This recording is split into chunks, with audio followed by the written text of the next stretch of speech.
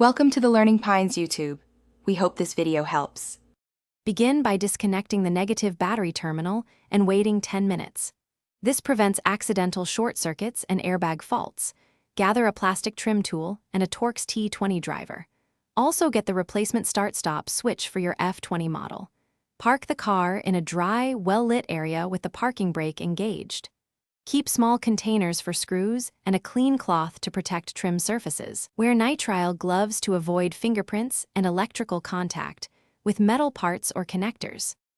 Use the plastic trim tool to gently pry the surrounding trim away from the switch. Work around the perimeter and release 3 plastic clips to expose mounting screws. Remove the 3 Torx T20 screws holding the start-stop assembly in place.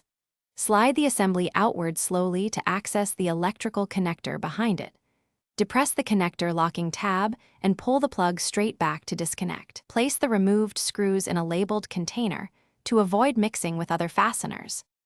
Align the replacement start-stop module and plug the electrical connector in until it clicks. Slide the assembly into the dash and secure it with the 3 Torx T20 screws.